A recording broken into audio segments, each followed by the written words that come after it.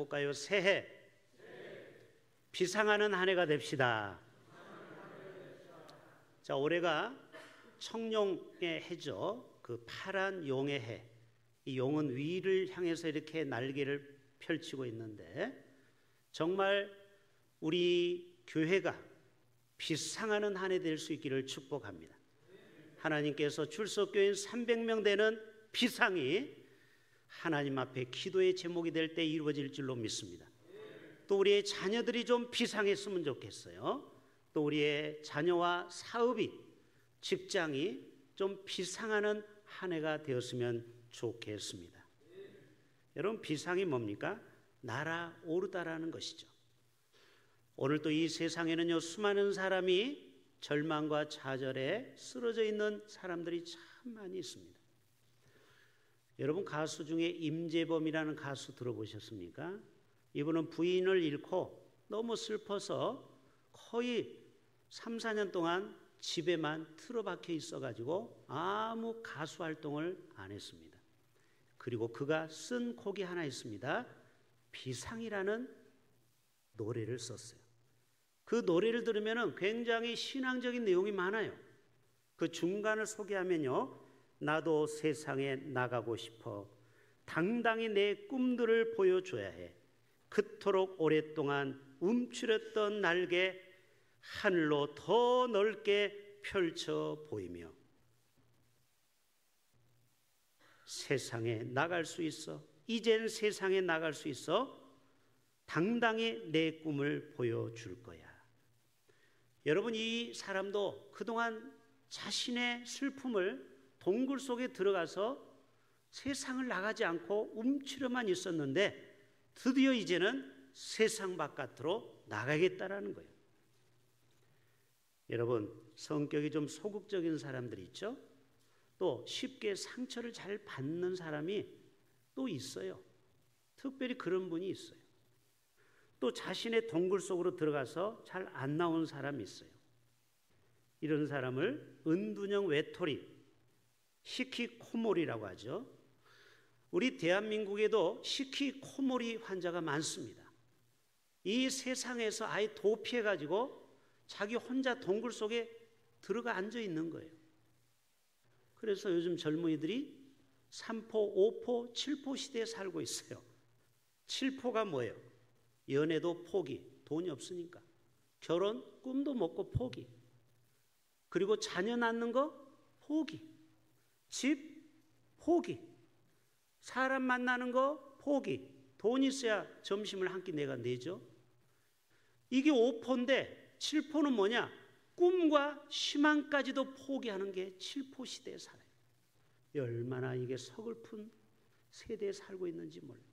그러나 성경은 5가지의 축복을 우리에게 약속하고 있어요. 창세기 1장 28절에 따라서 합시다. 생육하라, 번성하라, 충만하라, 정복하라, 다스리라. 성경은 반대로 얘기하고 있어요. 포기하지 마. 너 야곱아, 이스라엘아, 네가 힘드는 그 어떤 것도 정복해버려. 여러분, 우리가 포기하는 것이 쉽죠. 포기는 쉬워요. 그냥 안 해버리면 끝나는 거예요. 오늘 하나님은 여러분에게 도전합니다. 대흥교회 성도여, 비상하라, 일어나라, 용기를 갖고 다시 한번 도전하라는 말씀입니다. 시편 103편에는 내 영혼아 여호와를 송축하라, 내 속에 있는 것들아 다 그의 거룩한 이름을 송축하라.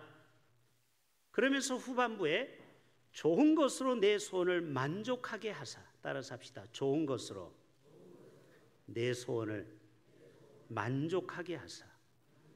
자, 올해 만사형통 운수 대통하길 바랍니다. 자, 옆에 있는 분에게 올해 만사형통 운수 대통하세요. 시작.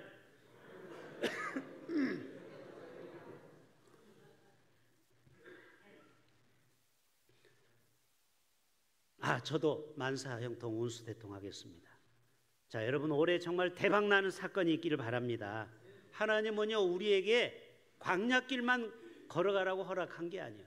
반드시 가나안에 입성하도록 오늘 또 비상하는 믿음을 우리에게 주시기를 원하십니다.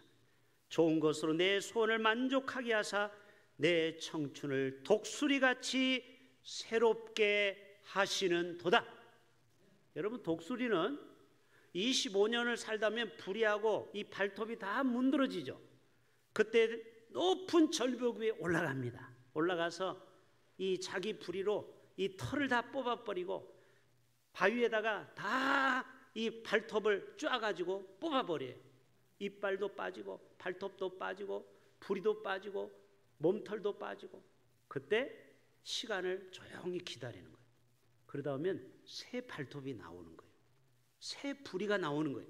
새로운 날개가 생기는 거예요. 그리고 25년을 또 심차게 비상하는 겁니다. 여러분, 하나님은요, 우리를 절망에서 내버려 두지 않고 다시 비상하는 믿음의 사람으로 살아가기를 원하는 줄로 믿습니다. 여러분, 오늘 본문은 간단해요. 이사야 선지자를 통하여 지금 포로로 끌려간 이스라엘 백성들, 북이스라엘은 어디로 끌려가죠? 아수르로 끌려가고 남유다는 바벨론으로 끌려갑니다. 바벨론 포로 70년 만에 돌아오는 거 아시잖아요. 근데 생각해 보세요. 우리나라도 36년 일제 앞잡이 일제 속에서 있을 때 얼마나 우리는 암담했습니까? 그런데 70년을 지금 끌려가 있는 겁니다. 그때 이사야 선지자를 통해서 말씀합니다. 이스라엘 백성들아, 너희가 피곤하냐? 지금 무능하냐? 나는 전능하시다. 내가 너희를 다시 한번 일으켜 세우리라. 그리고 너희를 독수리와 같이 너희를 안고 날아가리라. 피곤치도 곤비치도 않게 하리라. 자, 27절 한번 같이 봅시다. 시작. 야곱아, 어찌하여 내가 말하며 이스라엘아, 내가 이르기를 내 길은 여호와께 숨겨졌으며. 자, 요거를 새 번역에 보면 이렇게 말씀하고 있어요. 야곱아, 여러분의 이름을 집어넣어도 돼요. 성호야, 어찌하여 내가 불평하며 너희가 불만을 토로하느냐. 왜요? 하나님께서 나를 안 도와주는 거예요. 여러분 중에 10년, 20년, 30년 아직 응답을 못 받은 분이 계실 겁니다. 현대인의 성경에 보면요, 이스라엘아, 어찌하여 너는 여호와께서 내 고통을 돌보지 않으며 내가 원통함을 당해도 무관심한다고 불평을 하느냐. 하나님이 살아계시면 왜 우리 가정에 내 삶에 이렇게 인생이 꼬이냐, 이 말이에요. 그래서 다윗도 시편 13편에 이러한 노래를 졌는데요, 제가 시편 13편을 통해서 노래를 하나 작사했습니다. 자, 한번 보여줘 보세요. 작곡은 김석균 목사님, 우리 교회 오셨죠? 지금 이 노래를 가지고 드디어 이제 작곡의 옷을 입히려고 합니다. 자, 여러분 기도해 주세요. 이 노래가 이제 세상으로 나가게 됩니다. 제가 시편 13편을 묵상하면서 저의 신세예요. 저의 한탄이에요. 제목이 뭐예요? 주여, 언제까지니까. 따라서 해봅시다. 주여, 언제까지니까. 아니, 도대체 그 인간이 언제 변하냐, 이 말이에요. 도대체 우리 인생의 힘듦이 언제나 해결될 것이냐, 이거예요. 주여, 언제까지니까. 나를 영원히 잊으셨나이까. 주의 얼굴을 나에게서 어느 때까지 숨기시겠나이까. 보입니까, 여러분? 좀 글자가 작죠? 번민하고 종일토록 마음에 근심하기를. 여러분도 번민하고 그리고 근심할 때가 있어요, 없어요? 여러분은 모든 일이 잘 되니까 만사 형통하군요. 그러나 저는 어떤 때는요, 정말 답답할 때가 있어요. 번민할 때가 있고요, 그리고 마음의 뼈가 마르는 근심을 할 때가 있어요. 내 주여, 나를 생각하사 응답하시고 나의 기도를 들으소서. 나는 주의 사랑을 의지하오며 주의 구원으로 기뻐하리로다. 내가 주를 찬송하리니 주께서, 그 다음 뭐죠? 깊은 절망에서 건져내심이로다.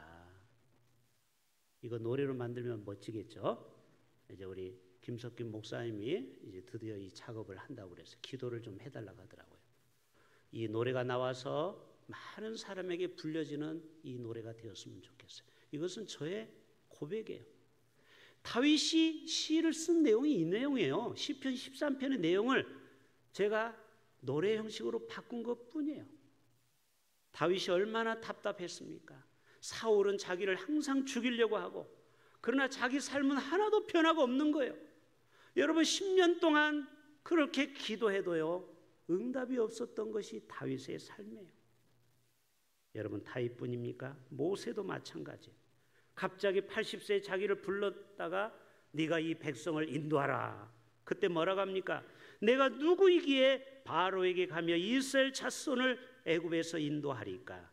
주님이 뭐라고요? 따라서 합시다. 내가 반드시 너와 함께 하리라. 모세야, 너 혼자가 아니야. 내가 너와 함께 하마. 그때 뭐라고요? 그러면 하나님, 누가 이 백성들을 인도하라고 지시했습니까? 도대체 이 프로젝트를 누가 설계했습니까? 최초의 설계자가 누구입니까? 그렇게 물으면 제가 뭐라고 대답하죠? 주님이 뭐라고요? 나는 스스로 있는 자니라. 세 번째 질문합니다. 주여, 그들이 나를 믿지 아니하면 내가 어찌하지요? 너 손에 든 게 뭐야? 지팡이죠. 그 지팡이를 내려놔. 지팡이를 내려놓으니까 지팡이가 뱀이 되어버려. 꼬리를 잡아라. 잡았더니 지팡이가 되는 거예요. 내 손에 손가락을 품에 넣어봐라. 꺼냈더니 갑자기 한 손만 문둥병이 걸린 거예요. 다시 품에 넣어봐라. 꺼내봐라. 이번에는 손이 멀쩡해. 이게 뭐야? 하나님의 기적이에요. 이거를 보고 내가 너를 보낸 하나님을 제발 믿으라는 거예요. 그래도 투정되니까 뭐라고요? 이렇게 말합니다. 나는 입이 뻣뻣하고 혀가 둔한 자니이다. 끝까지 모세는요, 미꾸라지처럼 뺀질뺀질 거리는 거예요. 그때 뭐라고 합니까? 내가 너를 아론을 준비했다.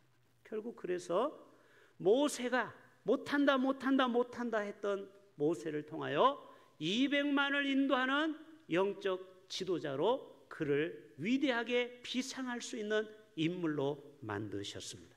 여러분, 성경에 유일하게 하나님이 친구로 인쳐준 사람이 바로 모세예요. 모세는 나의 친구라고 했어요. 그만큼 모세는 하나님 마음에 합한 삶을 살았던 것입니다. 심리학자 맥스웰이 사람을 조사했더니요, 무려 95%가 다 열등감이 있대요. 저는 저만 열등감이 있는 줄 알았어요. 여러분은 열등감 없죠? 핸디캡이 다 있죠. 지방대 나온 핸디캡. 저도 지방대 출신입니다. 서울에 살았지만 서울에 있는 학교를 못 가고 경기도 양평에 있는 학교를 갔으니까 어떻게 보면 저도 루저라고 볼 수 있죠. 저도 그거에 대한 학력 컴플렉스가 일평생 저를 따라다니고 괴롭혀요. 또 제가 키가 180이 안 됩니다. 외모 컴플렉스. 부모는 왜 나를 좀 큰 아이로 자라게 하지? 왜 나를 이 정도밖에 키를 안 자랐나? 얼마나 이 컴플렉스가 있는지 몰라요. 그러나 여러분, 하나님께서는 부족한 사람을, 열등의식이 있는 사람을 하나님이 쓰신다라는 거예요. 여러분, 소크라테스를 통해서 저는 많은 위로를 받습니다. 소크라테스는요, 누구를 만난 줄 아세요? 현모 양처를 만난 게 아니에요. 아주 못된 악처를 만났습니다. 소크라테스가 이야기합니다. 내가 이 위대한 철학자가 된 것은 아내 덕분이다. 왜요? 맨날 바가지 긁으니까 맨날 도서관에 가서 책을 보다가 위대한 철학자가 되었다라. 그래서 제가 맨날 목양실에 와서 설교 준비만 하잖아요. 그렇다고 아내가 악처라는 게 아니에요. 여러분, 우리의 삶의 그 어려움을 극복하면 비상할 수가 있다라는 거예요. 에디슨도요, ADHD입니다. 학교에서 퇴학당했어요. 그런 아이도요, 부모의 칭찬과 격려로 인해서 1000가지 이상을 발명한 세계적인 발명왕으로 위대하게 비상하지 않았습니까? 루즈벨트도요, 소아마비로 평생 장애인으로 살았지만 그가 대통령이 되는 비상하는 꿈을 갖게 된 거 아닙니까? 모차르트도요, 폐병 환자고요, 칼빈도요, 걸어다니는 종합병원이요, 10가지 이상 병이 있었다고 그래요. 그러나 그는 위대한 종교개혁자가 되었어요. 사도 바울도 가시를 3번 빼어달라고 했죠. 어떤 사람은 사도 바울에게 안질, 이 백내장, 녹내장이 있었을 것이다. 또 어떤 학자는 어떤 병이 있었을까요? 간질병이라고 보는 추정하는 학자도 있어요. 그러나 하나님은 내게 은혜가 족하다고 했어요. 여러분, 그 사람은 바울은 위대한 로마까지 복음을 전한 위대한 하나님의 빛상하는 믿음의 사람이 되었던 것입니다. 여러분, 긍정적인 사람은요, 어려운 상황을 기회로 만드는 것입니다. 자, 제가 놀라운 그래프를 하나 가지고 왔어요. 한번 보여줘 보세요. 그 정신과 의사가 강의하는 걸 제가 캡처를 했습니다. 많은 현대인들은 노력을 해요. 내가 회사를 위해서, 사업을 위해서 노력을 해요. 그런데 노력한 만큼 다 성취하는 게 아니에요. 맞죠? 아무리 노력해도 잘 안 되는 사람도 있어요. 여러분, 낙심하지 마세요. 수직선이 아니라는 거예요. 우리 인생의 성공 그래프는 저렇게 수직이 아니고 쌓인 곡선을 그린다라는 거예요. 어떤 때는 뭐가 잘 되는 것 같고, 야, 이러다가 대박 나는 거 아니야? 혼자 막 미소를 지면서 막 하다가 어느 날 갑자기 푹 떨어져요. 마치 한국 축구가 1차전은 잘했다가 어제 우리가 2대1이나 3대1로 이길 줄 알았어요. 그랬더니 웬걸 2대2로 비겨버렸어요. 여러분, 그러나 아직 결론은 안 난 거예요. 낙심하기는 일러요. 우리 인생은 음의 기울기가 있다라는 거예요. 여러분, 수학 시간에 잘 생각해 보세요. 기울기를 우리가 분명히 배웠습니다. 학교 다닐 때.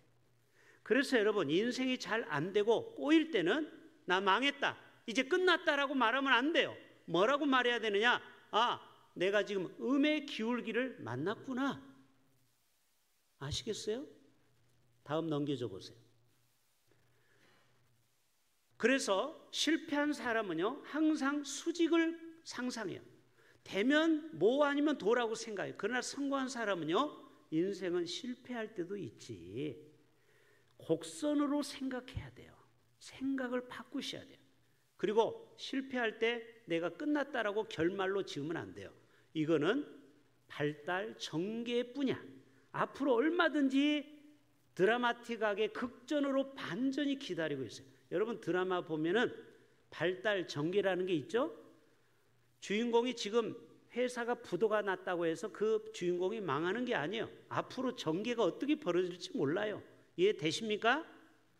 클라이막스가 있고 결말이 있고 해피엔딩이 있다라는 거예요.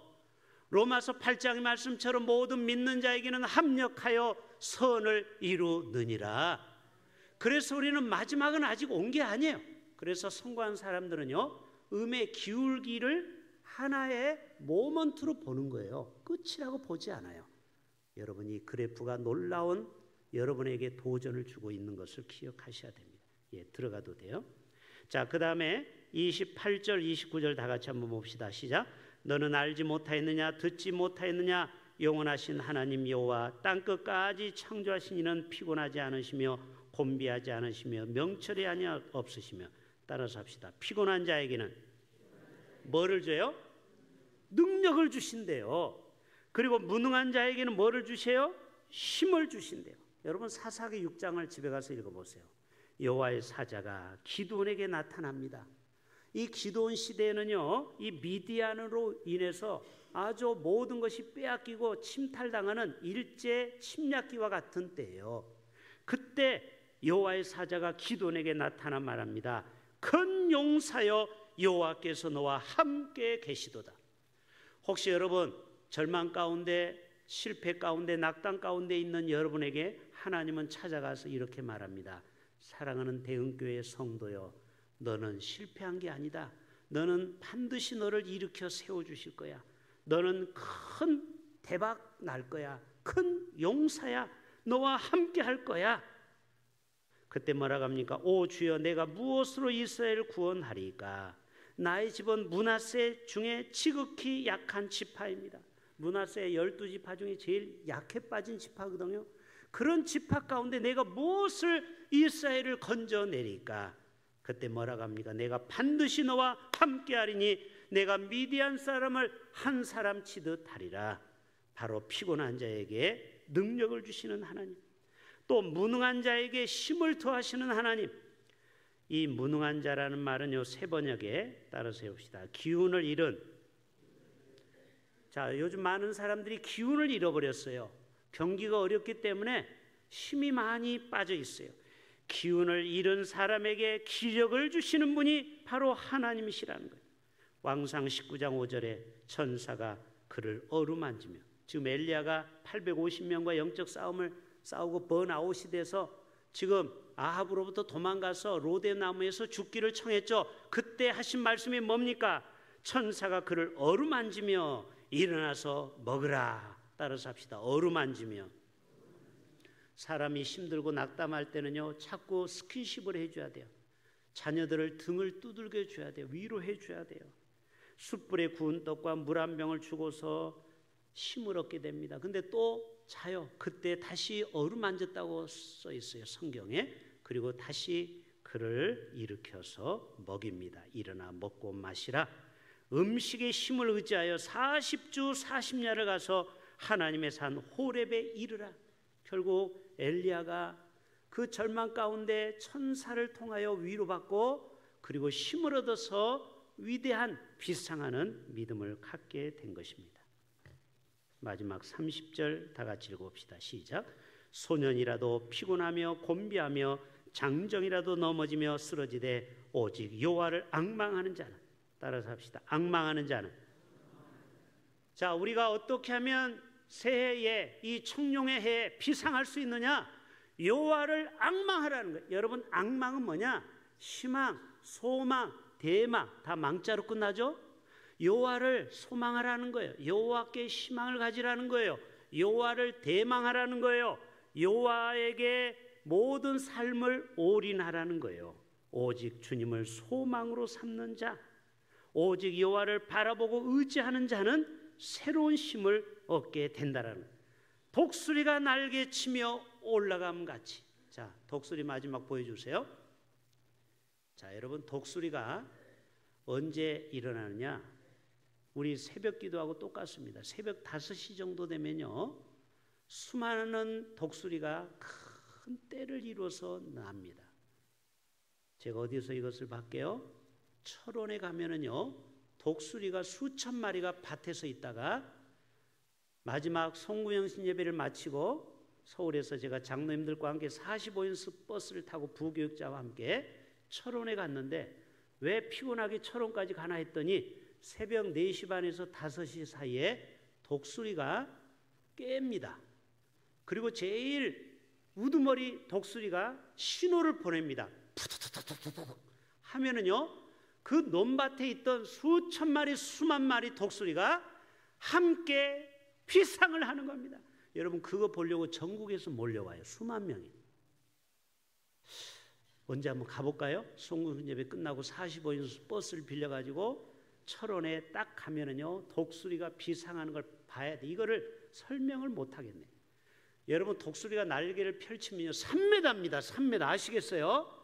3m 날개를 쫙 펼치고 하늘을 푸다다다닥 날아가는데요, 정말 막 전율이 오고 찌릿찌릿합니다. 여러분, 바로 우리의 인생 가운데 움츠려 있고 폐잔편처럼 살아가던 우리가 때가 되면은 여호와를 앙망하고 드디어 앞에서 신호를 보내요. 그 우두머리 독수리가. 이것은 하나님이 우리를 깨우는 시간이 있어요. 그때에 우리가 움츠렸던 날개를 쫙 펴고 대흥교회 성도요 비상. 독수리가 지금 말하고 있어요. 따라서 합시다. 저 독수리가 여러분을 향해서 말하고 있잖아요. 대흥교회 성도요. 다시, 제가 대흥교회 성도요 하면 여러분이 비상하라 하는 거예요. 또 여러분이 대흥교회 성도요 하면 제가 비상하라 한번 외칩시다. 자, 대흥교회 성도요. 비상하라. 자, 손을 좀 높이 들고 다시, 대흥교회 성도요. 비상하라. 자, 여러분이 시작. 대흥교회 성도요. 비상하라. 자, 하나님이 우리 교회를 내년에, 아니 올해 이러한 놀라운 비상하는 한 해로 우리를 새롭게 하여 주실 줄로 믿습니다. 그래서 교회 학교도 비상하고, 또 우리 자녀들도 비상하고, 또 우리 교회도 비상하고, 이 나라의 민족도 비상하는 우리 모두가 될 수 있기를 축복합니다. 우리 자리에서 다 같이 일어나시겠어요?